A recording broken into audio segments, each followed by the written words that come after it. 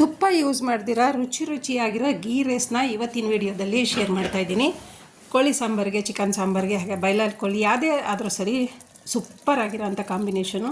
ತುಂಬಾ ರುಚಿಯಾಗಿರುತ್ತೆ. ಹಾಗೆ ಚಟ್ನಿನೂ ಕೂಡ ಮಾಡ್ಕೊಬೋದು. ಇವತ್ತಿನ ವಿಡಿಯೋ ನಿಮ್ಗೆ ಇಷ್ಟ ಆಗಿದ್ರೆ ಲಾಸ್ಟಲ್ಲಿ ಸಬ್ಸ್ಕ್ರೈಬ್ ಮಾಡಿಕೊಂಡು ಲೈಕ್ ಮಾಡೋದನ್ನು ಮಾತ್ರ ಮರಿಬೇಡಿ. ಬನ್ನಿ ಎಲ್ಲ ವಿಡಿಯೋ ಸ್ಟಾರ್ಟ್ ಮಾಡೋಣ. ಮೊದಲಿಗೆ ಒಂದು ಕುಕ್ಕರ್ನಲ್ಲಿ ಆಯಿಲ್ನ ಹಾಕ್ಕೊತಾ ಇದ್ದೀನಿ. ಆಯಿಲ್ ಸ್ವಲ್ಪ ಜಾಸ್ತಿ ಬೇಕಾಗುತ್ತೆ. ಒಂದು 5 ಸ್ಪೂನ್ ಅಷ್ಟಾದರೂ ಆಯಿಲ್ ತೊಗೊಂಡಿದ್ದೀನಿ. ಪಲಾವ್ ಎಲೆ, ಕಲ್ಲುವ, ಚಕ್ಕೆ ಲವಂಗ,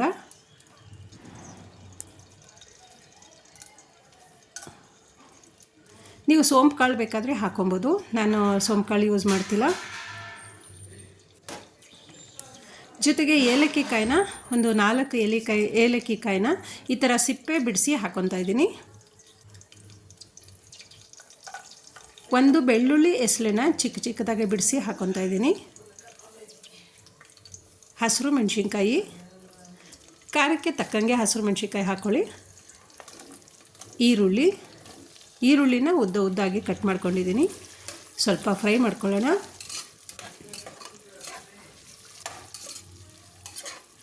ಈರುಳ್ಳಿದು ಸ್ವಲ್ಪ ಹಸಿ ವಾಸನೆ ಹೋಗೋ ತನಕ ಫ್ರೈ ಮಾಡ್ಕೊತಾ ಬನ್ನಿ. ಚಿಕನ್ ಸಾಂಬಾರ್ಗಂತೂ ತುಂಬಾ ಸೂಪರಾಗಿರುತ್ತೆ. ಸ್ವಲ್ಪ ಪುದೀನ ಹಾಕ್ಕೊಂಡಿದ್ದೀನಿ. ಗೋಡಂಬಿ ಮತ್ತು ಬಾದಾಮಿ ಮಿಕ್ಸ್ ಮಾಡ್ಕೊಳ್ಳಿ.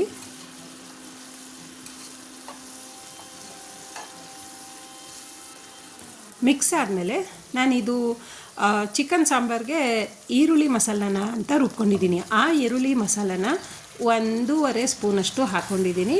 ನೀವು ಈ ಥರ ಈರುಳ್ಳಿ ಮಸಾಲ ಇಲ್ಲ ಅಂದರೆ ಗರಂ ಮಸಾಲ ಪೌಡ್ರನ್ನು 1 ಸ್ಪೂನಷ್ಟು ಹಾಕೊಬೋದು. ಚಿಕನ್ ಸಾಂಬಾರಿಗೆ ಈ ವಿಡಿಯೋದಲ್ಲಿ ಈರುಳ್ಳಿ ಮಸಾಲ ಹೇಗೆ ರುಬ್ಬೋದು ಅಂತ ಲಿಂಕ್ ಶೇರ್ ಮಾಡಿರ್ತೀನಿ. ಅದನ್ನು ನೋಡಿದ್ರೆ ಗೊತ್ತಾಗುತ್ತೆ. ಈರುಳ್ಳಿ ಮಸಾಲನ 1.5 ಸ್ಪೂನ್ ಹಾಕಾದ್ಮೇಲೆ ತೊಳೆದಿರೋ ಅಕ್ಕಿನ ಹಾಕಿ ಮಿಕ್ಸ್ ಮಾಡ್ಕೊತಾ ಇದ್ದೀನಿ.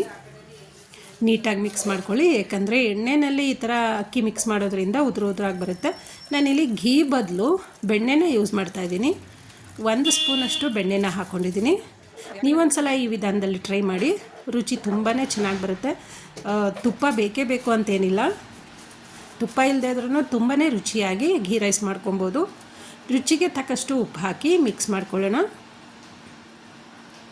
ತುಂಬಾ ಬೇಗ ಮಾಡ್ಕೋಬೋದು. ಯಾಕಂದರೆ ಮಸಾಲೆ ರುಬ್ಬಷ್ಟು ಅವಶ್ಯಕತೆ ಇರಲ್ವಲ್ಲ, ಹಾಗಾಗಿ ತುಂಬ ಬೇಗ ಆಗುತ್ತೆ. ಕುದಿ ಬರ್ತಾಯಿದೆ.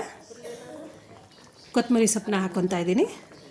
ಕುದಿ ಅಂದರೆ ಹೆಚ್ಚು ಕಮ್ಮಿ ಅರ್ಧ ನೀರಷ್ಟು ಎಲ್ಲ ಖಾಲಿಯಾಗಿರುತ್ತೆ.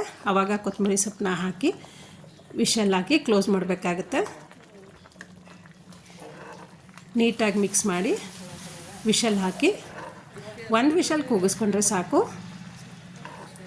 ನೋಡಿ, ನಾನು ತೋರಿಸ್ತಿದ್ದೀನಲ್ವಾ, ನೀರಂತೂ ಹೆಚ್ಚು ಕಮ್ಮಿ 3/4 ಭಾಗದಷ್ಟು ನೀರೆಲ್ಲ ಕಡಿಮೆ ಆಗಿ ಬಂದಿದೆ. 1 ವಿಷಲ್ ಓಪನ್ ಮಾಡಿ ಕುಕ್ಕರ್ನ ಏರೆಲ್ಲ ತಣ್ಣಗಾದ್ಮೇಲೆ ಓಪನ್ ಮಾಡಿ ತೋರಿಸ್ತಿದ್ದೀನಿ. ತುಂಬಾ ಉದುರಾಗಿ ಬಂದಿದೆ. ಚಿಕನ್ ಸಾಂಬಾರ್ಗಂತೂ ತುಂಬ ಟೇಸ್ಟಿಯಾಗಿ ಬಂತು. ಹಾಗೆಯೇ ನೀವು ಚಿಕನ್ ಸಾಂಬಾರಿಲ್ಲ ಅಂದರೆ ಚಟ್ನಿನೂ ಬೇಕಾದರೆ ಮಾಡ್ಕೊಬೋದು. ನಾನು ಮನೆಯಲ್ಲಿ ಚಿಕನ್ ಸಾಂಬಾರು ಮಾಡೋದ್ರಿಂದ ಜೊತೆಗೆ ಈ ಥರ ಗೀ ರೈಸ್ ಮಾಡಿದ್ರೆ ತುಂಬ ಚೆನ್ನಾಗಿದೆ. ನೀವೊಂದು ಸಲ ಟ್ರೈ ಮಾಡಿ. ಹಾಗೆ ಯಾರೆಲ್ಲ ನನ್ನ ಚಾನಲ್ಗೆ ಹೊಸದಾಗಿ ಜಾಯ್ನ್ ಆಗಿದ್ರೆ ದಯವಿಟ್ಟು ಸಬ್ಸ್ಕ್ರೈಬ್ ಮಾಡ್ಕೊಂಡು ನೋಡಿ. ಮತ್ತೆ ಮುಂದಿನ ವೀಡಿಯೋದಲ್ಲಿ ಸಿಗೋಣ. Thank you.